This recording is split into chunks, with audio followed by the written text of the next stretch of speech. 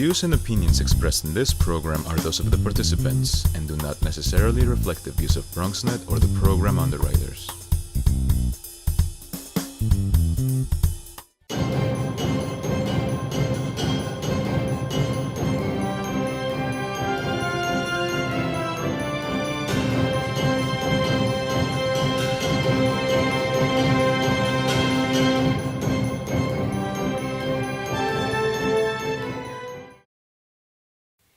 Good evening, everyone, and welcome to the Bronx Borough President's Annual Black History Celebration, celebrating African American culture and history. Give yourselves a nice round of applause. Thank you so much for being here today at the Grand American Ballroom. My name is Sarah Sanabria, and it is my honor to introduce our MC for this evening. His name is Rob Nelson. He is the co-anchor of WABC TV's popular Eyewitness News Saturday and Sunday morning. Let me give you a little bit of history on Mr. Nelson. He came to Channel 7 from ABC News, where he was a network correspondent regularly reporting for Good Morning America, World News with David Muir, and Nightline. Before that, he was co-anchor of ABC News, World News Now, and America This Morning, the nation's top-rated early morning network newscasts. Rob began his television career as a morning news anchor and reporter for WWL-TV in New Orleans. Rob's extensive reporting has taken him all over the world, covering such diverse stories as Nelson Mandela's release from the hospital just months before his death, the arrest of notorious Boston mobster Whitley Bulger, the indictment of famed athlete Oscar Pistorius, and the murder case against former New England Patriot Aaron Hernandez. He has also anchored breaking news coverage of major world events, including the death of Osama bin Laden and the devastating Japan earthquake and tsunami, and the Aurora, Colorado movie theater massacre. He attended the University of North Carolina on a full, we have some people from North Carolina? Okay. There we go. On a full academic scholarship and graduated with degrees in journalism and political science. He's a native of Mount Laurel, New Jersey, but lives in Manhattan. In his spare time, he enjoys exploring New York City. He's with us in the Bronx today. Let's help me welcome Mr. Rob Nelson.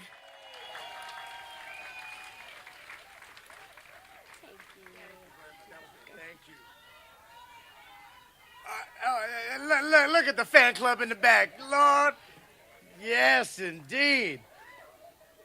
Oh, man. Good evening. Everybody doing all right? That's a beautiful thing. First order of business, let's give another warm round of applause to the band Morrisania Band Project. My trip to the Bronx is complete because I know it was not really the boogie down until y'all did the electric slide. I knew where I was as soon as y'all busted that one out. I appreciate that.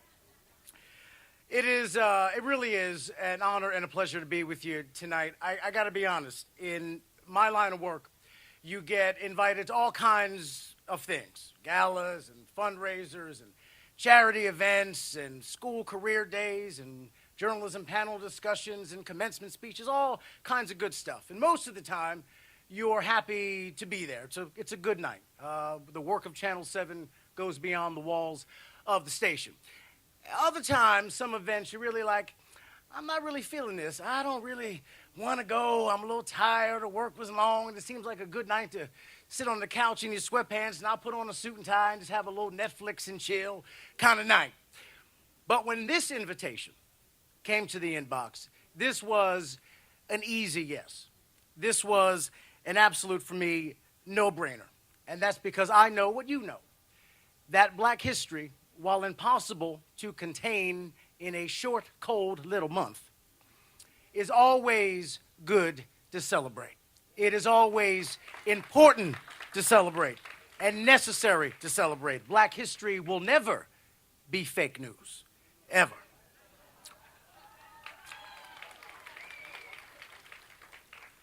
But beyond that, it also seemed like a good invitation to accept because Black history is particularly important to celebrate because of the interesting times we now live in.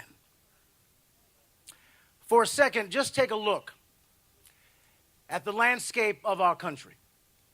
And look over here first. Because if you look over there, you see that 2 years ago, we said goodbye to the nation's first black president. In recent months, we have watched his wife, like Beyonce, sell out stadiums across the country. Her memoir flying off the shelves. She was on that stage at the Grammys a few nights back. And even next to J-Lo and Lady Gaga was the biggest star in the room.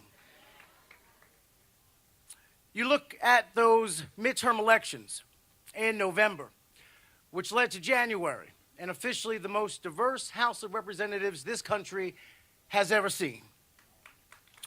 You look at the field of people who already have raised their hand to run in 2020 for the Democrats. An amazingly diverse field, both in terms of race and in terms of gender. And you have to look at some of those women and some of those people of color. And here in 2019, you can look at some of them and honestly, plausibly, think to yourself, maybe she will be the next president. Because we understand what ground has already been broken, what ceiling has already been shattered. We understand what's possible. But for all of that good over there, it is impossible, sometimes with shock and anger and certainly with disappointment, to swivel your head to look at things over here.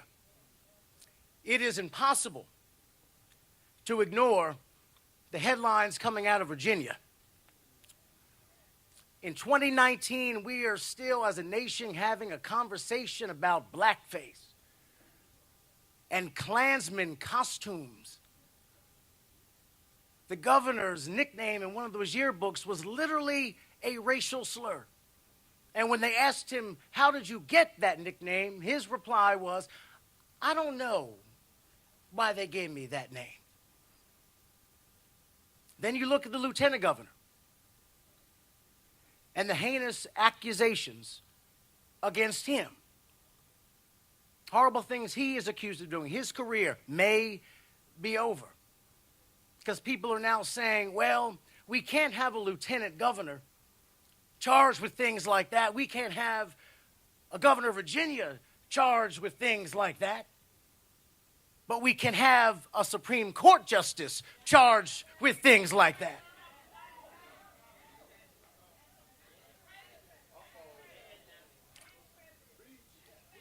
Different standards for different folk.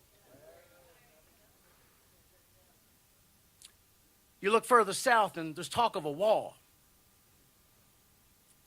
Putting 1 million people out of work. Federal workers at food pantries for a wall to keep immigrants out of a country that immigrants built.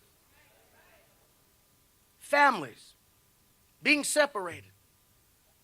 Children literally being taken from the arms of mothers and fathers. And the government of what is supposed to be the greatest democracy on earth says, we don't know how many kids we took. We don't know where we may have sent the kid or mom and dad. We don't even know if reunification is possible. There really wasn't a plan for those minor details.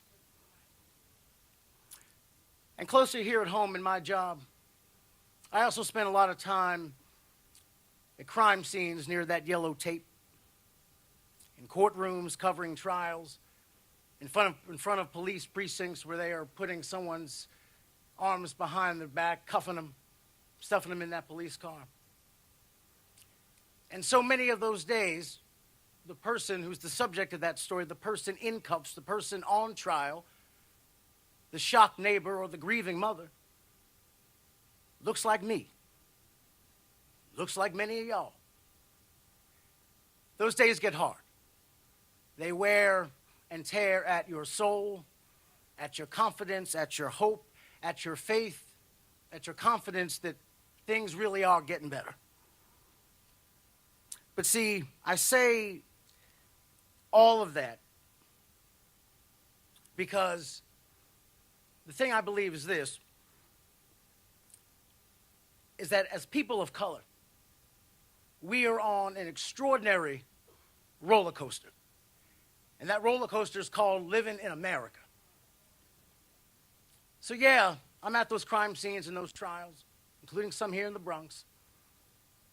But I'm also at a night like tonight, when I see a bunch of good people gathered in a good-looking building, dressed up, dancing to music, having a good time, celebrating this community, celebrating each other, honoring people out there doing some good, making a difference, who understand it's just not important to rise high, but also important to give back. So that's a good thing. That is all part of this roller coaster. And on that coaster, there have been some extraordinary highs and some inhumane lows. But here we are, still breathing, still standing, still doing our thing. Nights like tonight are good for the soul. Nights like tonight are good for the spirit. Nights like tonight are good to showcase the power of example, of what is still possible and what can be done. It's a reminder there are still plenty of good people in this world, in this city, doing good things, who are giving back, who are people of faith and hope. Nights like tonight restore a sense of pride and purpose. Nights like tonight make that roller coaster ride a little more bearable, a little more worthwhile, a little more joyous. It's a reminder, a good reminder, yes, that there is a lot to celebrate in Black history and a whole lot more to celebrate in Black future as well. So, it is an honor to be with you tonight. Thank you so much for the kind introduction and the kind invitation. It is an honor not just to spend a night with you, but to spend this ride with you through the ups and the lows. And here's to hope that all of us hang on until, like the song says, victory is won. Let's have a good night. It is my honor now to bring up to the microphone Samuel Akufo. He is the head of the Midwest sector of the Apostolic Church. It is time for the invocation.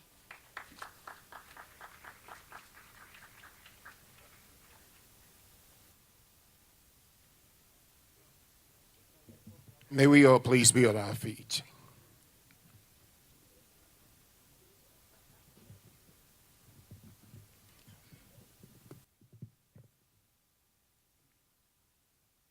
Let us pray.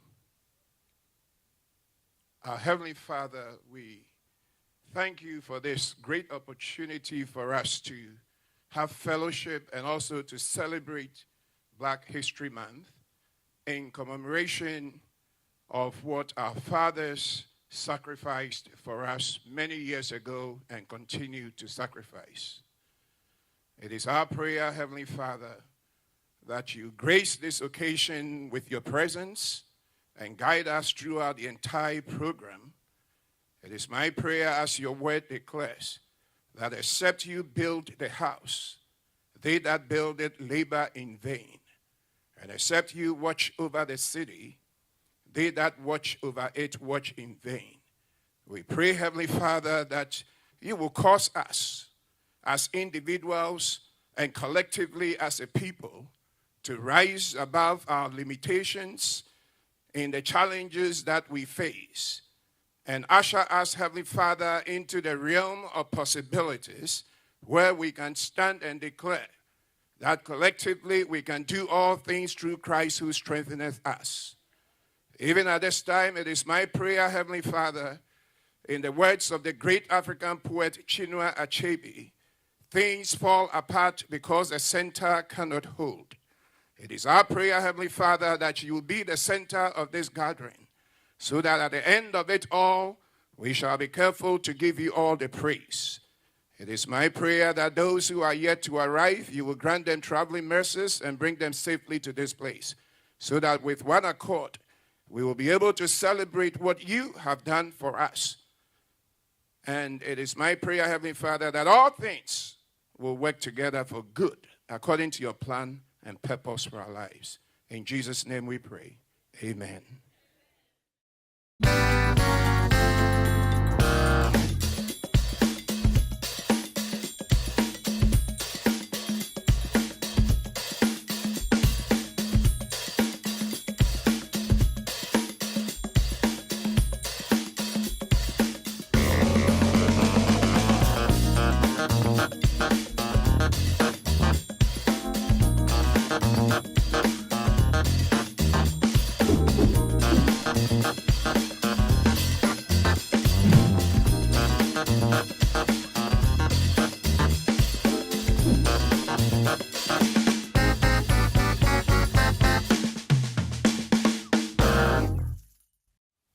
And now to perform the only anthem that we're going to acknowledge this month.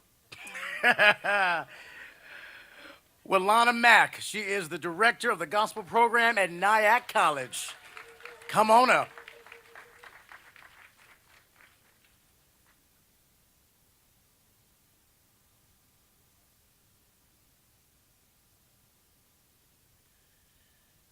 Good evening. I think I'm actually going to do both one.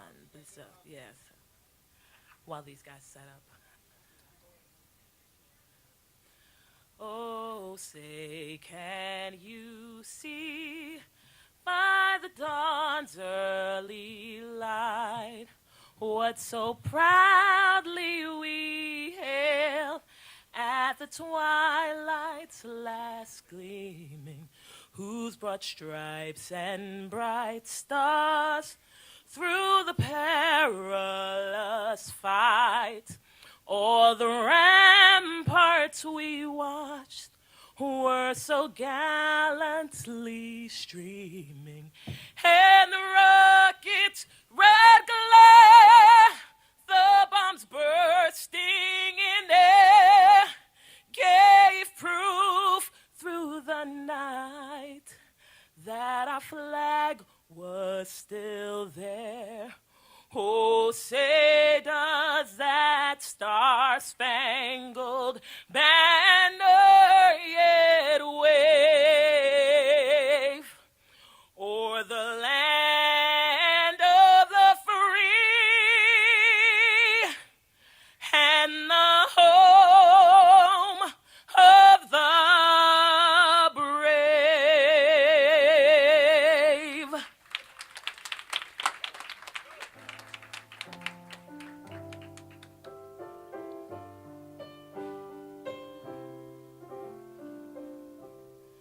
Lift every voice and sing till earth and heaven ring, ring with the harmony of liberties. Let our rejoicing rise high as the listening skies. Let it resound loud as the rolling seas.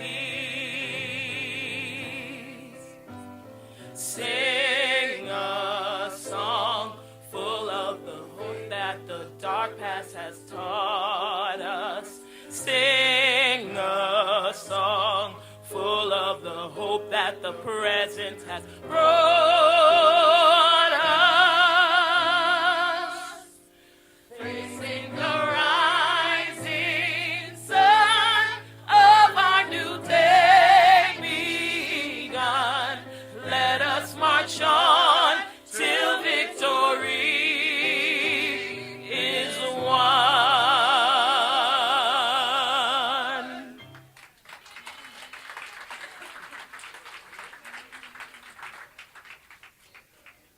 Willana Mack, Return of the Mack. Nailed it.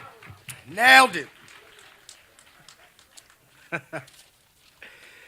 My pleasure now to bring up to the stage here is Mr. David Roberts, a spoken word artist. But let me give you a little bit about his background here. He began in Off-Broadway theater. He is a 3-time winner of the Manhattan Monologue Slam. Also has a career in TV, does a little bit of everything. You may have heard of a show called Orange is the New Black. Been in that. Daredevil, The Blacklist on ABC. TV credits on the resume there. Numerous TV commercials as well. Feature films also in this young man's resume. Out of My Hand and Dark Seed. Many places you may have seen him. And he trained right here at the New York Conservatory for Dramatic Arts. Please give a warm welcome to Mr. David Roberts.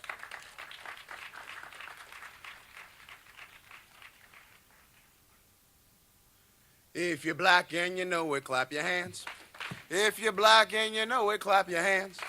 If you're black and you know it and you're darn proud to show it, if you're black and you know it, clap your hands. Okay, now the name of this piece is entitled Black People. I'm gonna need some crowd participation from you guys. When you see the right fist go up like so, that means I'm getting ready to say black people. I need you all to rush in and say it with me. 1, 2, 3. 1, 2, 3. 1, 2, 3. If it wasn't for us, there wouldn't be a beginning. Lord knows that without us, there can't be no ending. If it wasn't for us, there would be different colors of the spectrum. Dark chocolate, honey, beige, caramel, and all the rest of them. Represented through hard times, the middle passage, and reparations that the government won't give up. Pretending to play along, but deep down, we know what's up. Asking us to pledge allegiance to a country that still won't pledge allegiance to us. We used to pay the same fare, but had to ride the back of the bus. If it wasn't for us, there wouldn't be no rock and roll, no hip-hop, no jazz, no reggae, no soul. We got cats in the suburbs rocking rockaware.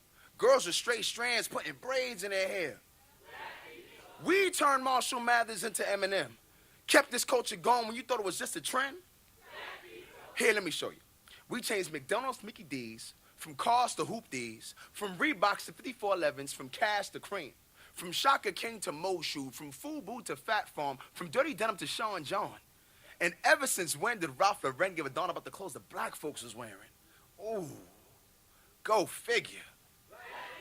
If it wasn't for us, there wouldn't be red Tims, blue Tims, yellow Tims, green Tims, purple Tims, white Tims. Yo, I heard they got stiletto Tims. Who do you think made Timberlands popular in the summer? From year to year, who are always the fashion trendsetters. If it wasn't for us, there wouldn't be mathematics, the birth of astrology, the study of planets. Who do you think created the super soaker? Created the firefighter's headgear and showed beauticians how to curl and wave hair? If it wasn't for us, there wouldn't be a traffic light. In World War II, who do you think Uncle Sam grabbed to go fight? Harriet Tubman's courage, Marcus Garvey's thoughts, a country being colonized, families being sold and bought. Bob Marley's spirit, Michael Jackson's songs, Malcolm X's speeches against all wrongs. Whoopi Goldberg's hair, Janet Jackson's smile, the poetry of Langston Hughes, Cap Calloway's style. Black woman, as beautiful as a rose, always looking fine, no one shall ever oppose. A vision of greatness from your head to your toes, from Erykah Badu's eyes to Little Kim's nose. Oh, bad example.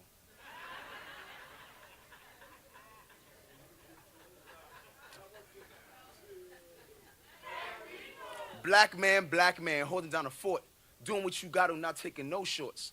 Don't be content with constantly going to court or making a living selling white stuff that people can snort.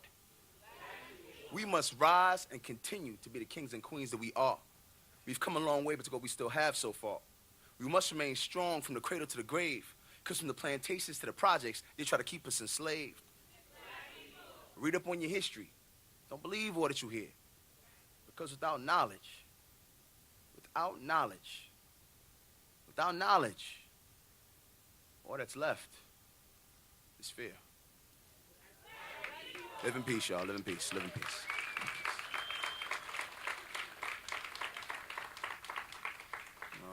I'm a Bronx native. All love to the Bronx. Bronx, where y'all at? Where y'all at? Okay. I'm just gonna make a couple real quick announcements before I do my second and last piece. I'm in an excellent play. I don't know how many of you are familiar with the Tuskegee Airmen, but thank you. I'm in an excellent play every Saturday entitled Black Angels Over Tuskegee. Thank you, Mom. My mom is holding up the flyer.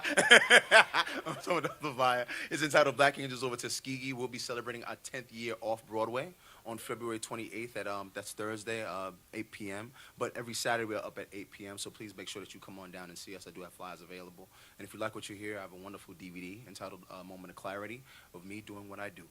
Now for my second and last piece, I think it's self-explanatory. It's entitled This Poem.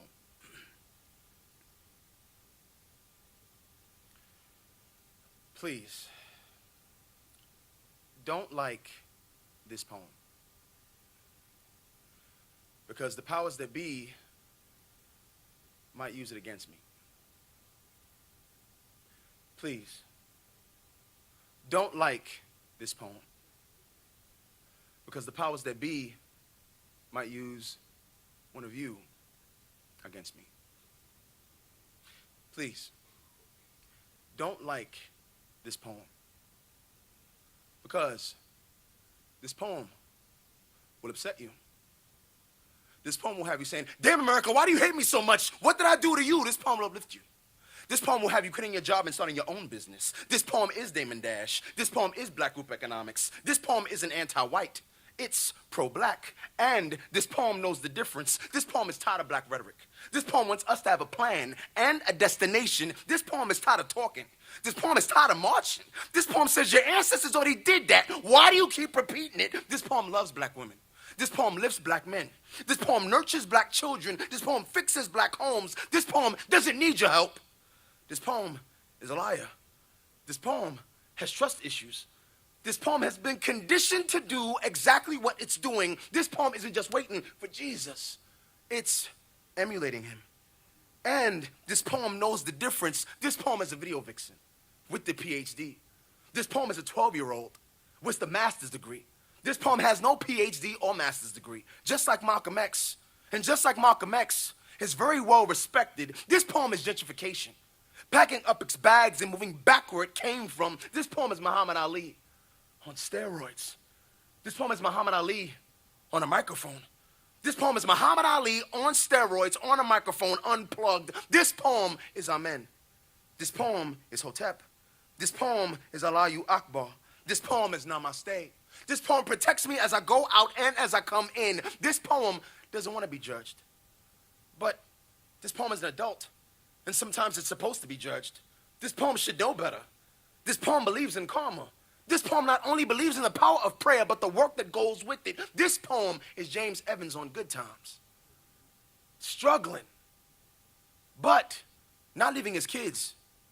Struggling, but not selling drugs. Struggling, but not cheating on his wife. Struggling, but not leaving the home. He's struggling, but not equating his manhood to his bank account. Man, you bugging. This poem doesn't wear sunglasses at night. This poem is full disclosure. It wants you to look inside of its eyes. This poem says, you stay on your side of the room, and I'll stay on mine. This poem is pineal glands maximized. Toothpaste, no fluoride. Tap water, no fluoride. This poem doesn't wear sunglasses at night. Oh, look at there. This poem done said that twice. This poem doesn't believe in killing animals for sport. This poem doesn't believe in killing black people for sport. This poem doesn't believe that black people are animals, but believes that black people should defend ourselves the same way animals do. This poem doesn't do all the things that Egyptians did. This poem doesn't do all the things that some Christians say. This poem has its own mind, and this poem knows the difference. This poem is Michael Jackson buying up Sony and giving Little Richard back his publishing. This poem is Jesse Williams reminding us we are magic, live on BET. Holistic doctors curing cancer for free. Dr. Sabi curing AIDS for free. Taking the money back from these pharmaceutical companies and giving it back to you and me. This poem is the ghost of Whitney Houston. Chasing Clive Davis. What do you mean you kept partying while I was in the tub dying? This poem, police commissioners telling police officers, you shoot one more unarmed black person unjustifiably and I'll shoot you myself. This poem is not Martin Luther King having a dream, but Martin waking up and coming to get his check. And yes, this poem knows the difference. Love ya. Thank you. Thank you.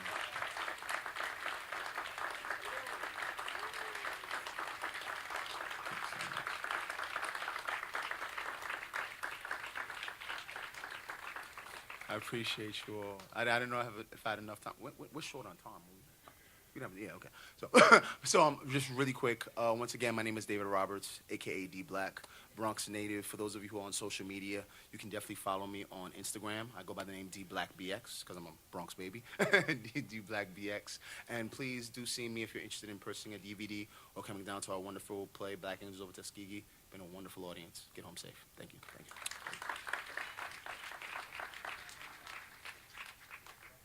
See, we had food for dinner, and now we have food for thought. That was amazing. David, that was amazing. All right. We're going to bring back up now the Nyack Choir. They have traveled the world, but they know where home is, right? Please come on back up for another performance. Good evening. We are the Nyack College Touring Gospel Choir, known as Purpose. We actually started in 2015. We went over to Italy to go on this tour, and we didn't have a gospel choir. And so we kind of just started pulling a few students who we thought could handle this tour to go over to Italy. And so we got there, and there were a bunch of other groups that were in Italy on tour also. And so they asked us to don a choir robe and do Oh Happy Day from Sister Act and all these other things. And I said, well, that's not the kind of gospel choir we are. And they said, well, that's what we're used to seeing. Like, can you do something where you like lay on the floor and then get up and like jump? And I said, I don't know what you're expecting, because that's not the group we are. We've come to glorify God. And everywhere we go, that's what we do.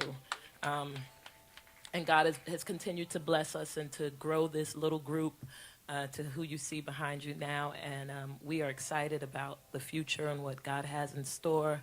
And we are happy to be here this evening. Thank you for having us. And we just hope that you are blessed by our presentation.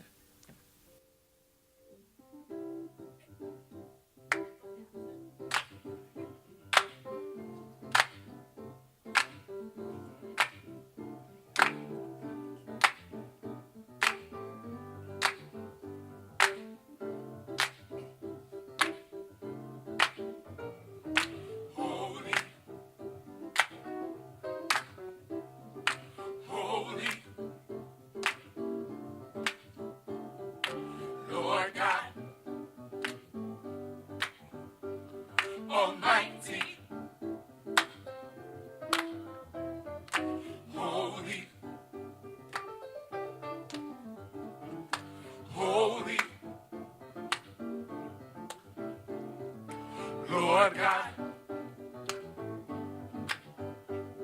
Almighty, heaven and earth are full of thy glory. Oh, heaven and earth are full of thy glory. Lord, holy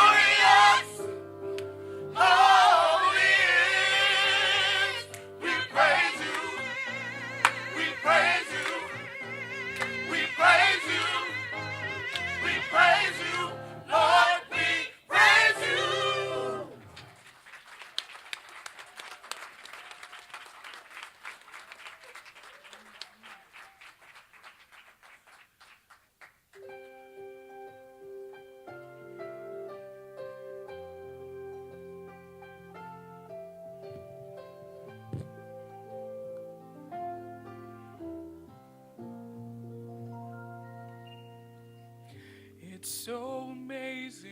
It's so amazing. Your love for me. Your love for me. It's so amazing.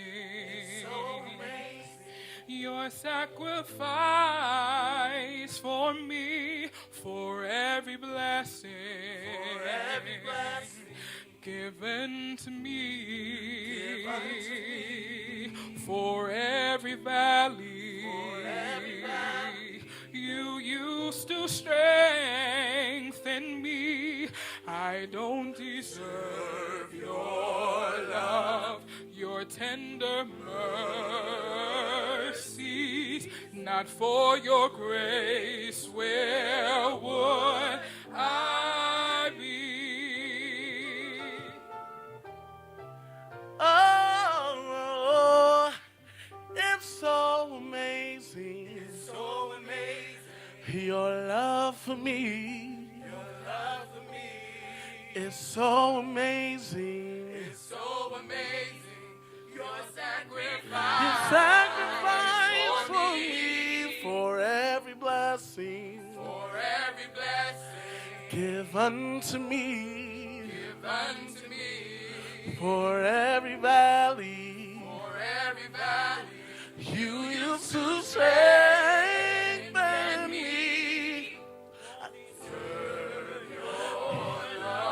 Your tender mercies, not for your grace, where would so I stand amazed at your glory. I stand amazed at your strength. Lord, I stand amazed at your power. So amazed, amazing. I stand amazed at your glory. I stand amazed at your strength. I stand amazed. So amazing, amazing. I stand amazed. at your glory. I stand amazed at your strength. I stand amazed at your power. So amazing. So amazing. So amazing. Amazing. So I stand I stand amazed. I stand I stand amazed. I stand amazed. So amazing. So amazing. So amazing. So amazing.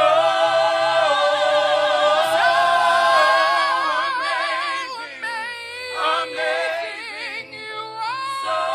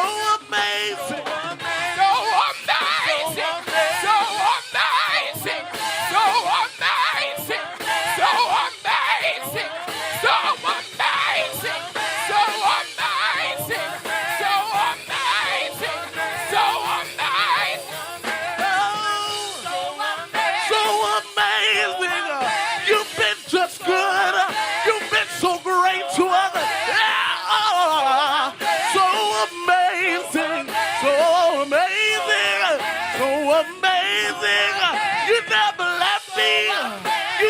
You've been right here. You are amazing.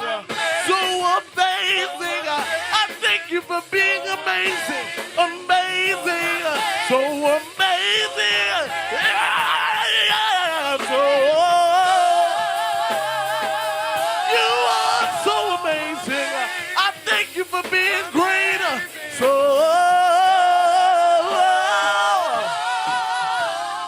amazing. Lord, I stand amazed at your glory. Yes, God. Yes, God. I stand amazed at your strength. I stand amazed at your power. So amazing, amazing, so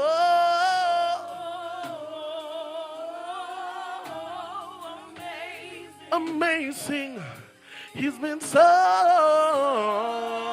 amazing.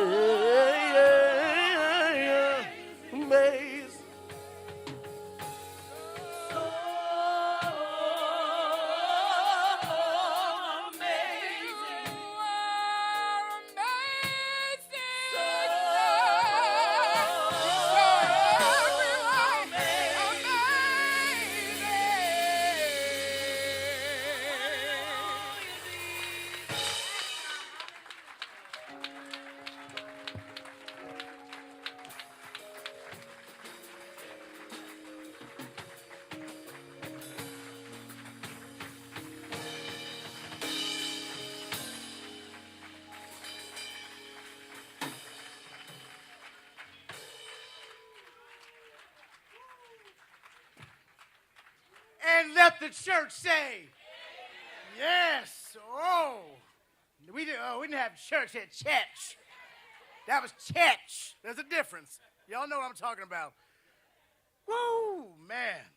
Oh, incredible, incredible. I feel kind of stupid making this next introduction because he walked in here like Denzel. Y'all saw him. Okay. Bronx Borough president. You know who I'm talking about, but just in case you don't know, in case you've been asleep for the last 10 years or so. He started in public office back in 1997 in the State Assembly. This is his third full term as president of the Boogie Down. He is a lifelong resident of this borough. He is focused on all the things that matter: economic development, job growth, health care, education. He is a proud husband and father. You know this man. Let's bring him to the stage. Ruben Diaz, Jr., Borough President.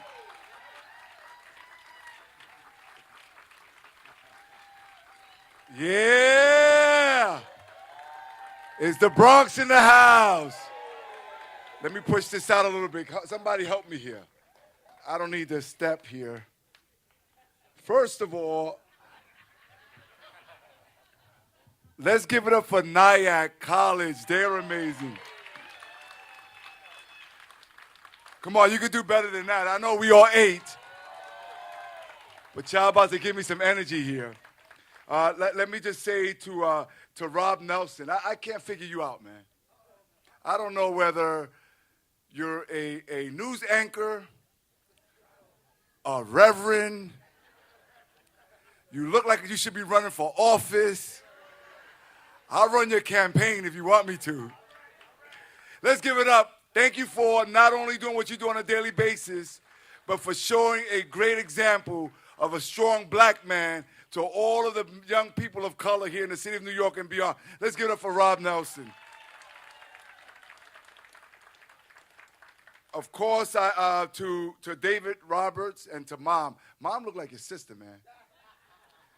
And the fact that you came up here and gave that spoken word, I know that it was said earlier that we ate food earlier, that you gave us food for thought.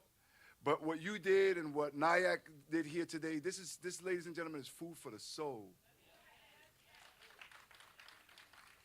And we want you to take this in. And I'm not going to give a long speech because I want to get into the honorees that are here tonight. I want to thank each and every single person for coming out tonight. I want to acknowledge all of the elected officials. But let me just say this, that when you speak of Black History Month, it has to be about educating ourselves. It has to be about educating who we are and where we come from as a people. it has to be that if you are Latino, this is your month as well. You have to understand that we dance to salsa, merengue, bomba, plena, bachata, 2 African instruments. And so this is all of our month. When D Black is talking about black people, yes, we also raise that fist. We're all in this together.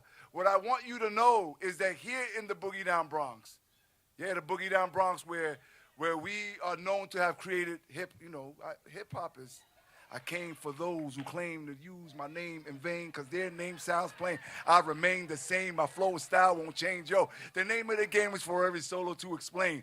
I don't know which way you ran or came. I know you're vain. I hate. Now, look.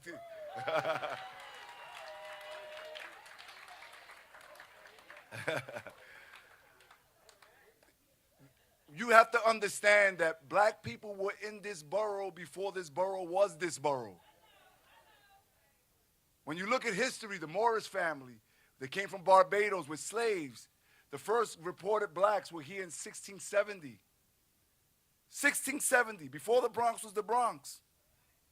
Fast forward 100 years later, when you look at the Revolutionary War, know this, that if it were not for black slaves that held off the British in what we know in the Soundview section, that sound over there, because they were trying to outflank and come through Manhattan, if it weren't, come from the Bronx into Manhattan, if it weren't for black slaves holding them off until George Washington and his troops come from what we know as Westchester County today, the country could be a whole lot different.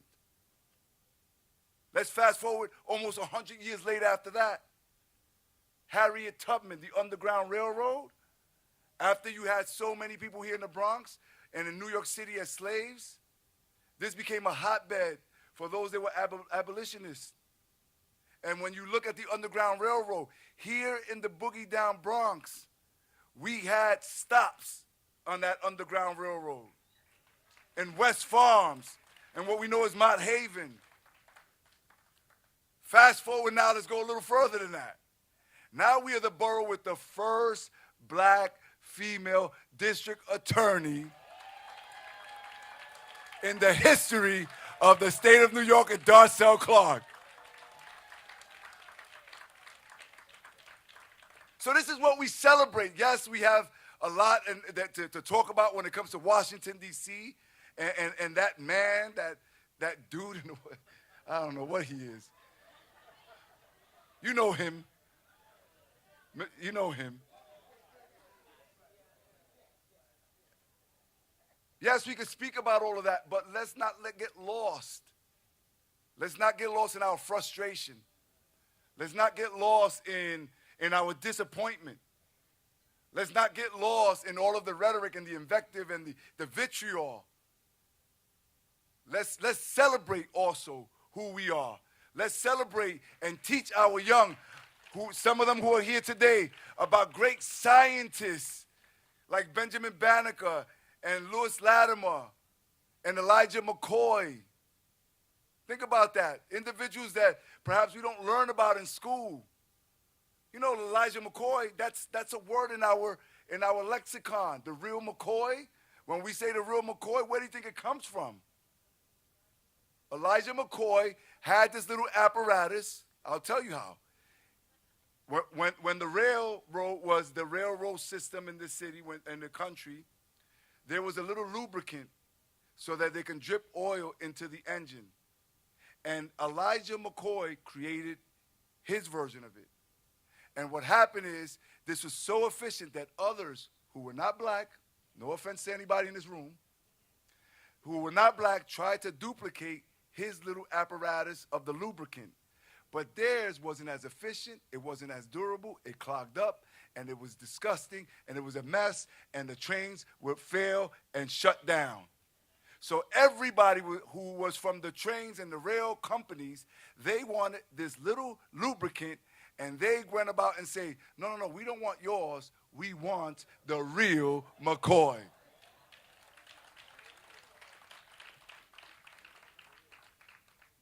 And so what we want is for you to understand that this has to be a teachable moment. in the way that D. Black taught us today, in the way that Robert Nelson came and spoke to us about what's happening. This has to be a spiritual moment about how we all treat each other, the way that Nyack College sang so eloquently and so melodiously. You can't just dance on the floor. You got to teach so that our children know about Mr. Evans on Good Times, so that they know about Shirley Chisholm, so that they know about Harriet Tubman, so that they know about Darcel Clark, so that they know that Carl Hastie, the first black Speaker of the Assembly, comes from the Boogie Down Bronx, so that they know that now we have the first black woman as Attorney General of the state of New York in Letitia James, so that they know that now we have the first female African-American black woman as the majority of the Senate in Andrew Stewart Cousins, who's originally from the Bronx. And so we also have individuals that we want to recognize here tonight that I want to acknowledge and recognize. I thank you, all of you. I want to thank, of course, District Attorney Darcel Clark. I want to thank our Deputy Borough President, Marika Scott McFadden. Thank you. I want to thank Assemblywoman Carinez Reyes, who's with us here today.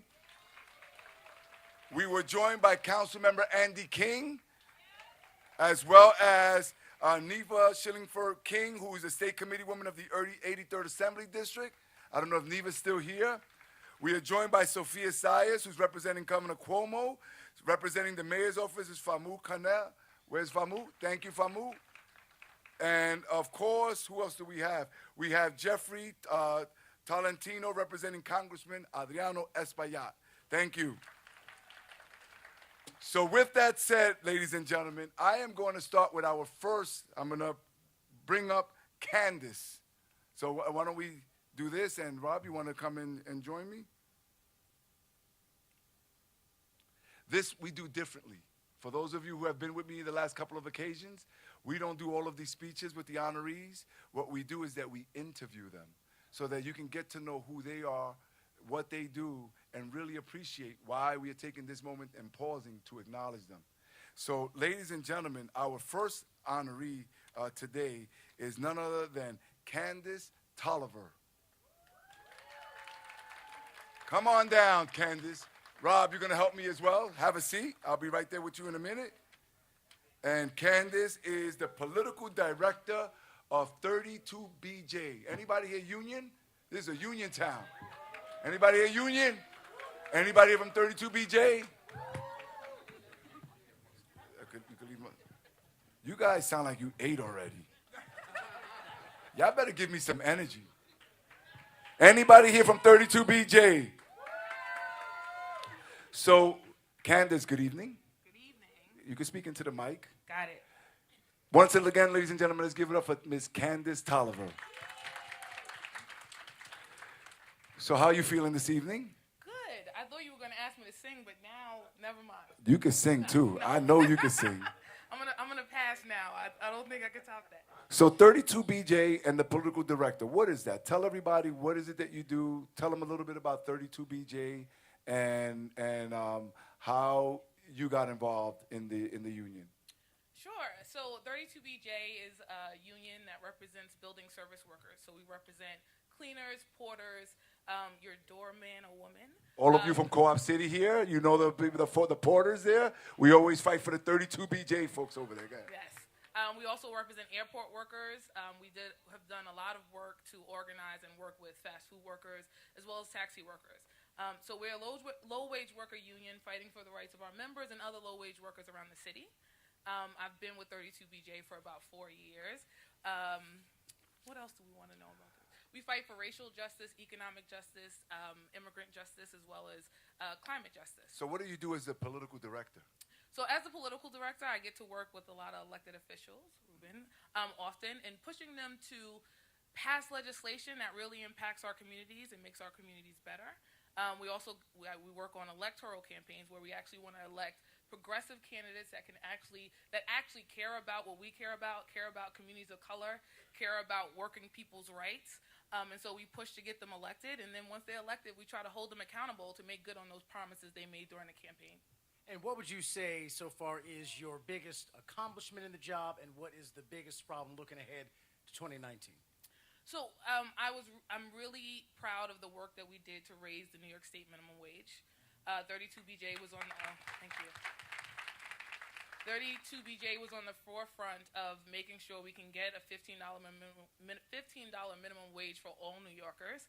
That was a big feat, but we were able to get it accomplished. We also passed paid family leave, which is also really important for working people to be able to, yes. So in other words, strong politics results in stronger policy. That's right. And so, and how did you get involved in politics? So I actually have worked in legislative advocacy for a really long time.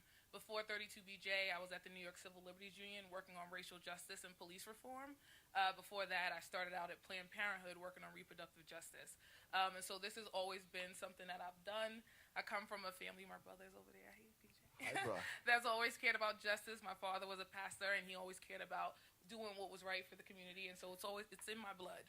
And for people out there listening to what you're saying and learning about what you do, what's the one thing that everyday person could do to help in your efforts or to help the union? What can someone on the outside looking in do to advance the causes you all fight for?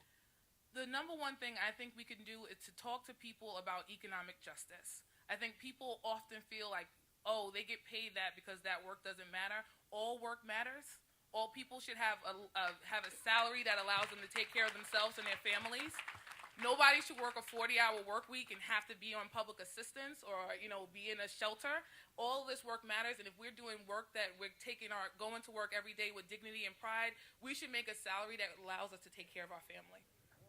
And you checked off a list of accomplishments. So now that the legislature's up there, and now that we have a Democratic-controlled Senate, speak to us about some of the things that you're working, or 32BJ is working in this legislative session that you're looking forward to having a victory in. Yeah, so we've done a lot of work. We actually were one of the major organizations pushing for voting reforms, and so now we have early voting in New York. You're going to be able to go to the polls up to 10 days early. So you could go. Anybody like that? Anybody like that? Yes, no? Vote early. Okay. Vote often. No, just early. Just early. Just early. And often. We've been working on that. You get in trouble. You get in trouble at every election. Every single election, you should go and vote. This ain't Florida. One vote per person. But there are a lot of other things that we still need to do up in Albany. We want automatic voter registration. We want people to be automatically registered. And if they don't want to be registered, they opt out of the system. That allows people to go to the polls and just be registered, right? You don't have to worry about if your name is on the poll or not, if you filled out the paperwork in time, but you're automatically registered to vote if you are eligible. And so we want to make sure that happens this session. I'm sorry, I didn't mean to cut you off. I was curious about this, though. Now that Democrats are running the show in Albany, does that make your job easier, and should it? It should. It should. Here's the thing. I think that there's so many priorities in Albany right now, and so many people looking to get done what they've been waiting for so long. Like, criminal justice reform needs to happen now, right? We need to have a speedy trial. People shouldn't be in Rikers waiting for years before they can go before a judge and have their trial. There needs to be bail reform, right? The fact that folks are waiting forever for a bail that they can't afford, and they sit and sit and sit. And so these are things that we want to see happen right away. It takes time, as we're seeing right now, but we're still pushing, and we think that this all can happen this session. So very quickly, I see you keep looking at this table over here. Besides your brother, who else do we have in this table here? So besides my brother and sister-in-law, I have all of my crew from 32BJ. 32BJ. So we have David and Cassie, Mia, Deandra, Hannah, and we have a guest at our table. She's been really nice. And now this is all like the political arm of the union? This is the show enough strongest political team in the show tri-state. enough. Who's the baddest? No. Show enough. That's us. So I often ask unless you have another question. I often ask our honorees this question. Yes, we can read your curriculum vitae and we can talk about your biography, and obviously you let us know what you do. Tell us something about you that very few people know. Like for me, right? I like to watch Wendy Williams. You know, just how you doing, right?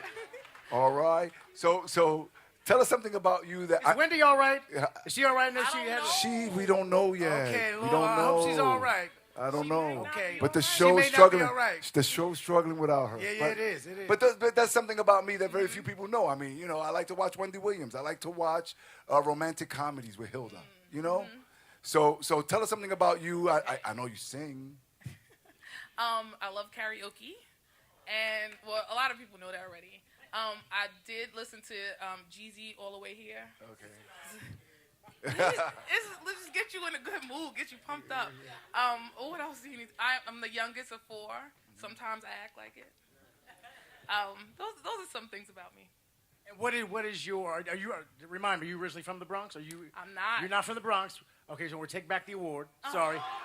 No. No. Get out. Wait, get out. no, Rob, wait. Get out. No. Get the hell out. She is the political director of 32BJ. She can stay here as long as she wants to. And I was just gonna say I would run your campaign. I'm messing around. We were trying to run your campaign. I was just about to sign up to run your campaign. I'm done now. No, I'm originally from Long Island. All right. Anybody from Long Island? Long Island. Got a few in the house. So being a political director is a big deal in and of itself. I spoke of all of the giants, and there's so many more. Dr. Martin Luther King, W.E.B. Du Bois. I mean, the list goes on and on, right?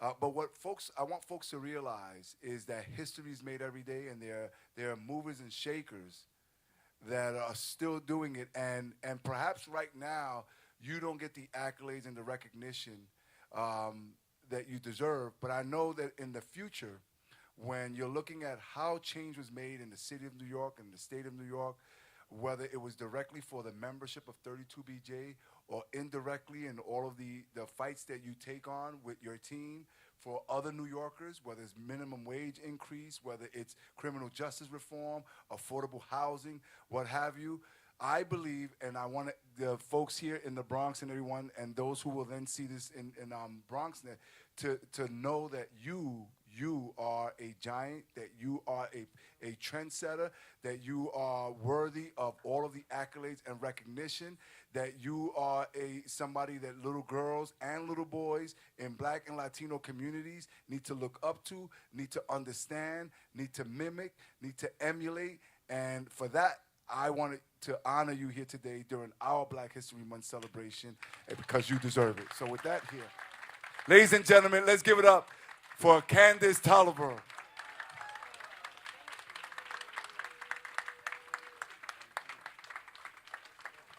Come on, clap it up, y'all. Clap it up.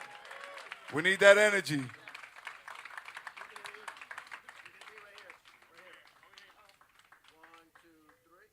All right, our next honoree, ladies and gentlemen, is Mr. Bob Medlock. You guys got to clap. Come on, y'all. Come on, Robert Medlock.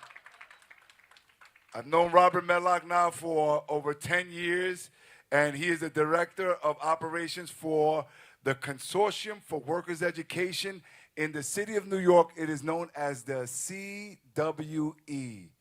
Mr. Medlock, what does the CWE do on a daily basis for New Yorkers?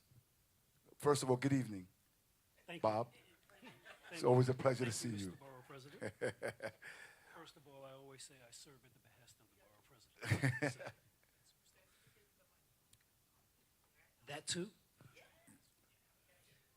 The CWE is a nonprofit training organization that works with labor unions and other nonprofits around the city on working to better those who are interested in work, wanting to upgrade themselves in work, and we do a great deal of job placement around New York City. What are some of the biggest job needs you help fill? We work closely with many of the unions around the city. educate and help with SEIU 1199. We work with, and I will say this, which will break a myth. We at CWE have single-handedly worked to integrate the building trades. So now that construction workers around the city, unionized construction workers around the city, for the first time are majority minority. It's been a long road, and we've done it incrementally, but we are finally at a point where young men and women of color represent the majority. And where do you do this training? In a number of places around the city. We have a large training center in the financial district of New York, but we also work in nonprofits around the city to provide them with education and upgrade services. And who can, I mean, we have a lot of parents and grandparents here and aunts and uncles. Can anybody just walk off the street and go and knock on your doors and get training and then get put into a great paying job? For the community service work, we work closely with a number of nonprofits around the city. So if you would go to the website, and I don't mean to put you that way, but it's probably the best way to access who we work with and how you can get access to work. It's cwe.org. And then you can look at some of the programs, and Councilman Andy King is here. I think he left us. Okay, but Councilman Andy King has been instrumental in providing the CWE with several $1 million over the years. Oh, let's give it up for Andy King. Thank you, Andy So King. that we can continue to provide placements for more than 2,000 persons a year across all of the boroughs at living wage jobs of more than $16 an hour. And what was the biggest obstacle getting to that majority-minority status that you just described a second ago? What was the hardest part about getting up that hill? Making people understand that we are just as valuable as workers as everyone else. Okay? It's been a struggle because the myth always has been, you're too slow. You can't do this. Whatever the stereotypes are, we've had to break those stereotypes down. And the only way you do that is by getting a chance and kicking the door down. And when you get in, they know you are real, and you are here, and you are just as valuable and can do the same job as someone else. And Bob, how long have you been doing this? And what in your life, is there a issue, or was there a moment in your life, a situation that gave you the drive, you know, sort of your epiphany in order to go on and work in this field and make sure that we have a more integrated workforce? Yes. Became unemployed very early in life. I had an internship at NBC, and I was working as a sports production intern.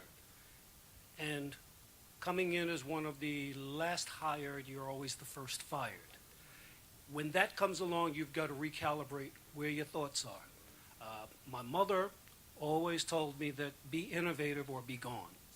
And so therefore, I had to look out for other things. And so I was fortunate enough to work in the South Bronx, work with people who were doing manpower training, and that gave me the start in all of this, and the rest of it has just become a career in giving and a career in efficacy. Should have come to ABC, never would have had that problem. Just saying, hindsight is 20/20. I'm joking. I'm joking. Let me ask you this too. As someone who has a perspective on the labor force, millennials, these young folks, have a bad rep. No offense to any millennials in the room. But do you see a difference in work ethic or a difference in understanding what it takes to climb from people of a certain age who are just now entering the workforce, who are 20-something? Is their mentality a little different? The iPhone generation, do they approach this whole thing differently than older folks? I think you touched on the key point, and that is, get your heads out of your iPhone. Okay? There's a time. Uh-oh.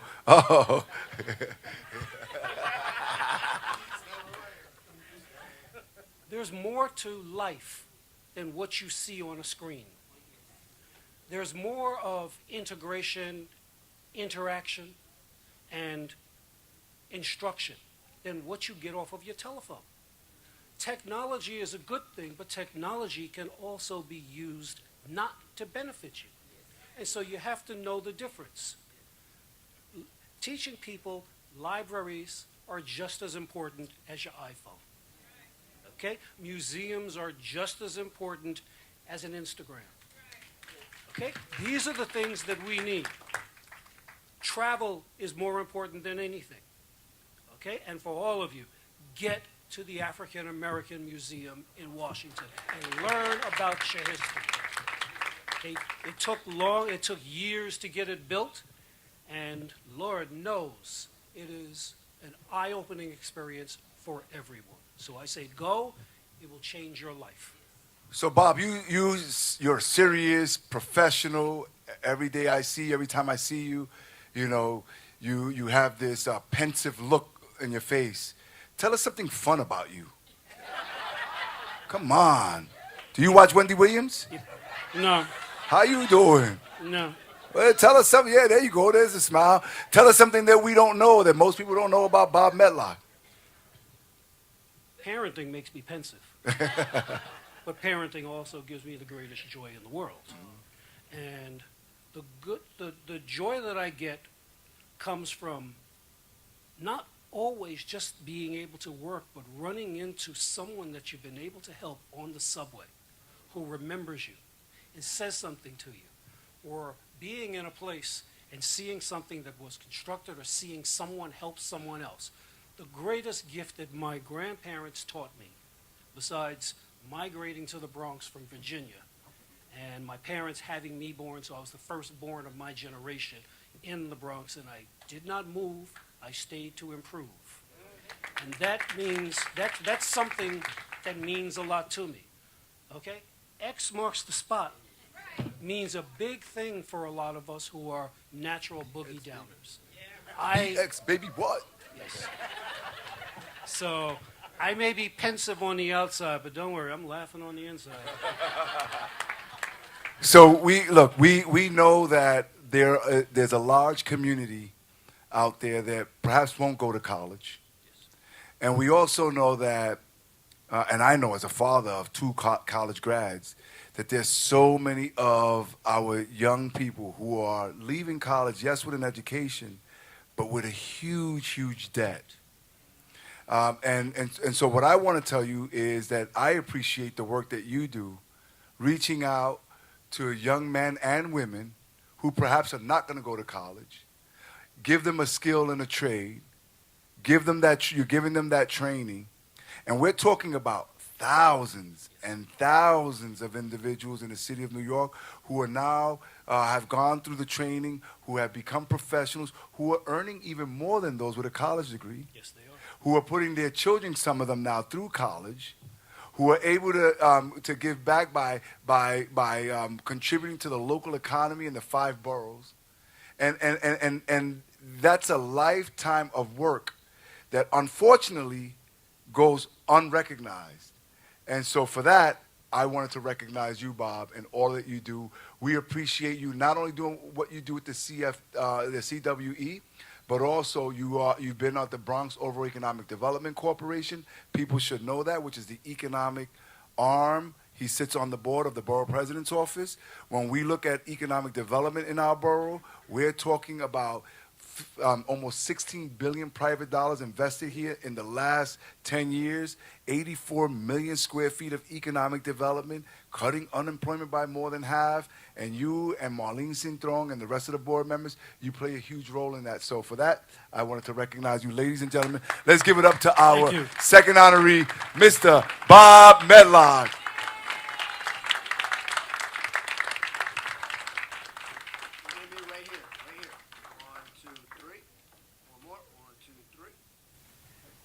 So you all can't leave yet. We have one last honoree, and this one is something that's near and dear to my heart because this is the Jonathan Hicks Memorial Award.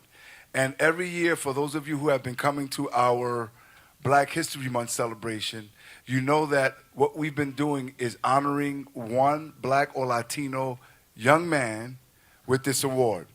And the reason why this is, and bear with me now, because I got to put it in context here. For those of you, many of you know me, and you've seen me grow up in politics. Before I became an elected official, I was a messenger at the New York City Council. And prior to that, I used to work at Farberware over in the Bruckner, in the South Bronx. Remember Farberware? I used to make pots right after high school. Why? because I, at the time, don't tell nobody, I got a young girl pregnant. And we were pregnant at 18 years old, and I needed to start providing for my family, so I went to work at Farberware. But Farberware shut down and left the Bronx, and I found myself at a messenger's job at City Hall. But before I got her pregnant, I'm at City Hall. Keep in mind that I have a very, very strong religious father. And I'm 18 years old, and you think my father and my mother are strong. Boy, this young lady's mother was my parents on steroids. So she and I, this young lady, we find out that we're pregnant. I'm making a transition and working at City Hall. I see, I'm walking This around. woman wasn't Wendy Williams. No. Okay, I was just wondering what the root of that was. Okay, just to follow up. Sorry. This young woman is still my girlfriend. She's been my Valentine. Tomorrow's gonna make 30 years that she's my Valentine. And that's Hilda. 30 years. So she was my Valentine before we got pregnant. We've been together since we were 16 years old. But follow me this one. So here I am at City Hall, and I just found out I'm 18 years old, and I just found out my girlfriend is pregnant. I don't know what to do. I don't know who to turn to. I haven't told anybody, but I'm delivering. Back then, there was no email, so I'm delivering and picking up mail from 250 Broadway to the city council members and this and that. And there's this one man, a black man, a journalist, not just any journalist, but he was a political correspondent for the New York Times. His name was Jonathan Hicks. And whenever Jonathan Hicks, in that world of politics and government, walked and stepped into a room, I don't care if you were the mayor, I don't care if you were the governor, city council speaker, everyone shook in their pants when they saw Jonathan Hicks. Not that he was threatening, but just because he wrote for the New York Times. And everybody kissed up to him, and everybody wanted to be nice to Jonathan Hicks. There was no reason for Jonathan Hicks to detect that an 18 or 19-year-old now who's delivering mail was carrying all this weight. But in the middle of all of this was going on in City Hall, he noticed that in me. And he says, "Young man, come over here. You okay?" And I said, "Yeah, listen." I says, where do you see yourself 5 years from now?" That's what he told me. And I don't know why he asked me that question. I know who he was. I didn't realize that he even wanted to talk to me. And I just broke and I said, "Man, I'm going to be honest with you. 5 years from now, I don't know if I'm going to be alive next week. I just found out my girlfriend is pregnant. Either my parents or her mother's going to kill me." So we became friends. Hilda and I got through it with our parents. Ruben now is 26 years old, graduated from Boston College. Ryan is a second lieutenant in the U.S. Army MP in Georgia right now, a second. But through it all, Jonathan Hicks encouraged me. And then so here I am, and now I was about 19 years old when he first had 18, heading towards 19. Think of this. 5 years later, I became the youngest assembly member in the New York State Assembly and Legislature. And that's not even the kicker. The kicker is that he was always hard on me when he needed to be, gave me advice. And I thought, wow, this is Jonathan Hicks from the New York Times, and you know, he gives me all this attention, and I felt special, right? So fast forward, Jonathan Hicks passes away from cancer. And I go to the church, and prior to that, he knew he was leaving, and he and I had lunch, and it was one of the toughest lunches I ever had. He asked me to speak at his funeral. He wanted me to be one of the speakers. So I've never been asked that before. I went there, and when I go to the church, Abyssinian, right? It was Abyssinian Baptist Church. So he's a Kappa. And when you look at the church, I saw over 1,000 Kappa, young, black, Latino men. Each and every single, it gives me the chills to talk about this. Each and every single one of them who in one way, shape, or form were mentored, were paid attention to, was given advice and counsel by Jonathan Hicks. With all of the things that he was dealing with his family, his wife and daughter, writing for, the most prestigious paper, covering all of the politics, all of the conversations that I had with him, I'm like, wow, I felt a little jealous that, all these, that it wasn't just me. So how do we keep Jonathan Hicks's legacy alive? A black man who excelled in his craft, who did everything that we want. He was the Mr. Evans, a black man with a family, a black man with a profession, a black man who didn't sell drugs, who was struggling, a black man who was out there cheating on his wife, and yet did the most important thing that we need more black and Latino men to do, which is mentor younger black and Latino men. So because of that, I created the Jonathan Hicks Memorial Award, and this year's recipient is Rafael Camilo, who is the Vice Senior Event Producer for J.P. Morgan Chase and Company, and he's from the Boogie Down Bronx. Ladies and gentlemen, bring up, thank you. Let's give him a strong round of applause. Thank you, thank you. How you doing? Good evening. I'm doing great, man. Thank you very much for honoring me. Thank you to Health First and to everyone who came out. I mean, that story still gives me chills. I was there.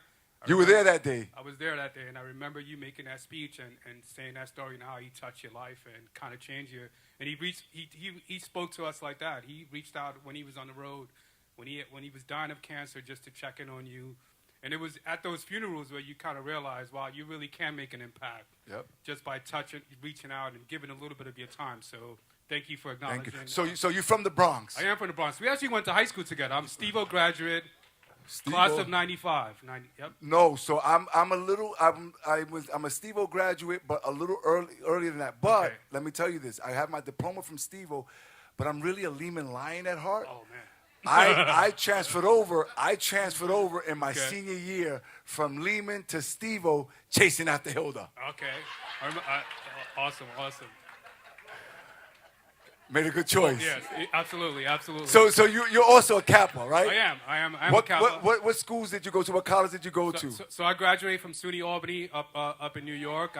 I joined Kappa, pledged Kappa in spring of '93.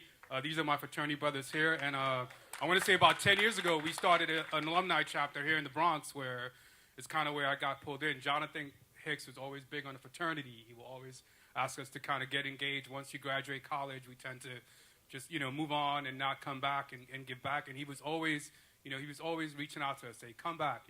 You can make a difference. And it's not until you see the example, him leading by example, that really touches you and say, hey, we all have a little bit of Jonathan Hicks in us.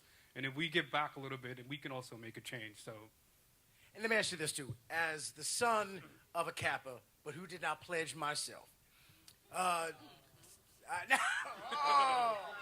sorry. Nothing personal, just didn't do it. But tell me what, because I hear the story you're telling. Tell me what I missed for folks who sit in the room who don't quite get the depth of that brotherhood. Explain what it's meant to your life. I mean, it's a deep brotherhood. I mean, not only you get the history, right? 1911. You always have role models to look after, brothers that came before you, that achieved, that kind of have that network. And one of the things we miss as growing from the Bronx and not having families that went to college is that network. Someone that can, once you graduate, can say, hey, I know there's a job opening here, or hey, you can go to this temp agency. Let me help you fill out your resume. That's one of the things that definitely you miss. The other piece is the brotherhood. I mean, we all share our milestones, just like families. So we're there for weddings, we're there for funerals, we're there for when we celebrate our kids play together. So I mean, it's been the greatest thing I've ever did. And coming back to the Bronx and having a chapter in the Bronx is even better, right? Because now you can show and be a role model to other kids that may never see fraternities in their high schools, and we're able to kind of be that example of a positive Black Latino male in their lives. And so when you were in school, you also took up finance? Well, I was an economics major at SUNY Albany. I graduated, and again, not being prepared because obviously, you're not taught all of this when you're in college. You don't have the mentors to get your resume ready. I graduated. A fraternity brother of mine said, "Hey, let me put you in touch with this temp agency." The temp agency was Morgan Stanley. Had an opening, like a 4-day opening at Morgan Stanley. I took it. And it was in the technology field. I mean, I had a little bit of experience with technology from college, and from there, I kind of made a career in audiovisual in the finance. So I've kind of moved around from Morgan Stanley. I've been fortunate enough to work at Citigroup, and now I think one of the greatest companies I've ever worked for, J.P. Morgan Chase. Mm-hmm. And listen, in that Wall Street corporate finance world, how's the diversity? I mean, I got to say that, obviously, there's been a lack of diversity in the boardrooms. There's been a lack of diversity, but they've made some huge strides. And I got to say, at Chase right now, the CEO of the consumer bank is an African-American Delta, right, who graduated from Howard. So that is huge. I think, at Chase, there's definitely some good diversity. There's ways to go, but they've definitely made some big strides. And I'm a firm believer. So when you say visual, what is it? What did you say? So audiovisual. So when I started, if you think about the AV department at your high school, the guys with the cameras, the guys with the microphones, putting this event together, that was another thing that I didn't know. There's careers in these small fields, right? You don't need a college degree, and you can kind of find your own small niche and make a very successful career, in these industries that we don't teach our kids, right? You think that yes, you can be a doctor, you can be a lawyer. But there's all sorts of other opportunities out there in corporate America. What's the best advice you think you'd give to young people?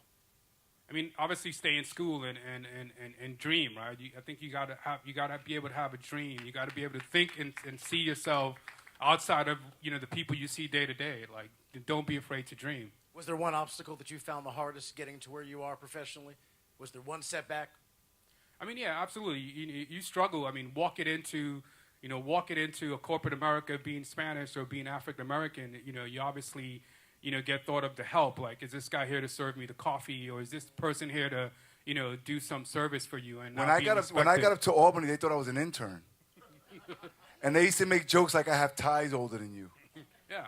And one guy even said, this is a true story. The person I was sitting next to, which will remain nameless, but if you look at pictures, you may know who it is. He says, "Oh, what college did you go to?" I said, "Well, I went to LaGuardia Community College, and I went to Lehman College, but it took me 13 years because I'm a young husband and blah blah blah blah blah blah, right?" And he says, "Oh, okay," because he said he went to Harvard and Yale, and no disrespect, Harvard and Yale is great, but I just didn't like the way he said it. He's like disrespectful. So I said, "Wait a minute, hold on. So you're Harvard and Yale, I'm LaGuardia Lehman, and here we are sitting next to each other." Absolutely. Either I'm a huge success or you're a terrible failure.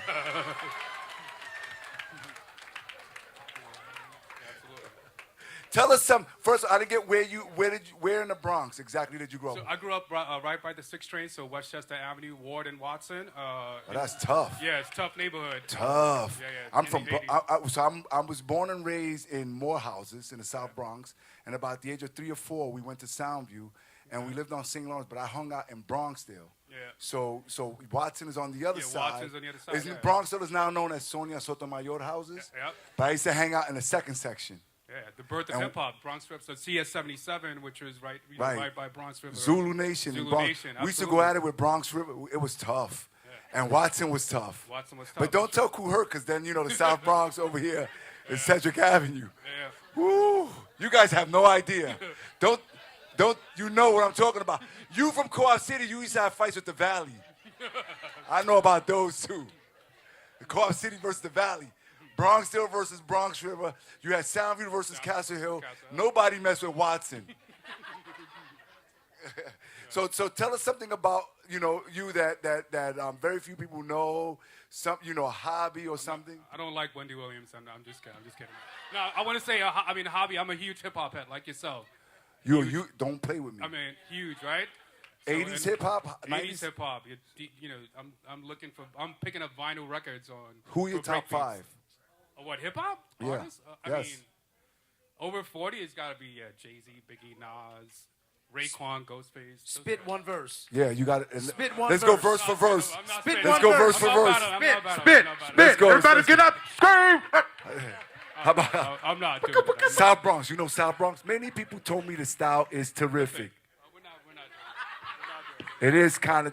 How about Lottie Dottie? Lottie Dottie. I like to party. We don't cause trouble. We don't bother nobody. We're just the men that's on the mic. We rock the mic right. For all of y'all, keeping y'all in hell, just to see you smile and enjoy yourself because it's cool and Look, we first of all, before we wind this down, just let us know who's at your table. I mean, to the left, very left. I mean, one of my mentors, guys that I looked up, Dr. Joseph Cordero, Bronx, also from the Bronx. He's a professor now at Monroe College. These are all Kappas here. These are all Kappas. Okay. Will Williams, Greg Deltz, which I believe you obviously know. Everybody knows and Gregory Ahmed Deltz. Johnson. So these are my fraternity brothers. Some from my school, some from other schools, and obviously some from the Bronx Alumni Chapter.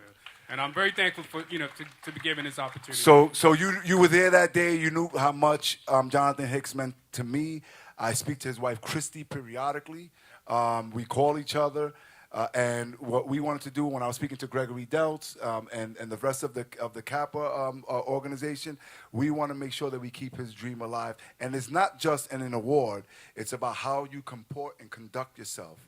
And how is it that you go out there and you pay it forward in the spirit of Jonathan Hicks? And we trust you and we believe in you. And we know that the Jonathan Hicks spirit will continue to live not only in you, but with all of the young lives that you touch and therefore that they touch. And for that, we wanted to recognize you and give you the Jonathan Hicks Award for this year. Thank you. Wow. Thank you.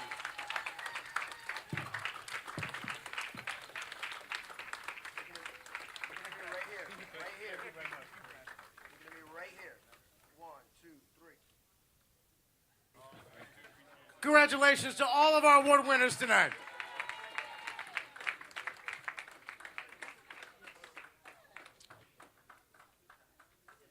The original program that I received said that was supposed to be the end of the night, but we had to do, or have to do, just one more thing.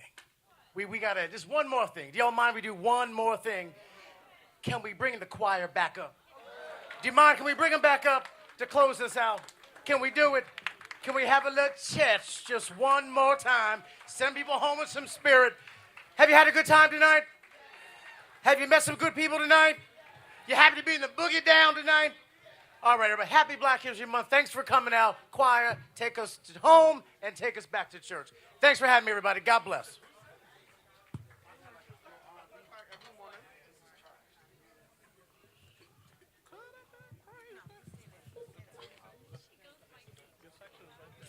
Y'all having a good time? All right, just join us with this last song so we can all go home because half of us live in Brooklyn. So we got to go.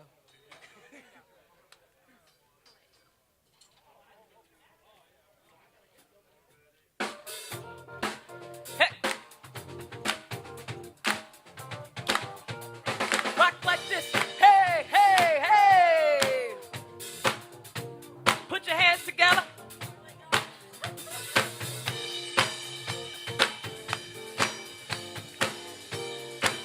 Hold on, my brother. Hold on, my brother. Hold on, my sister. Hold on, my sister. Just look. There is a master plan.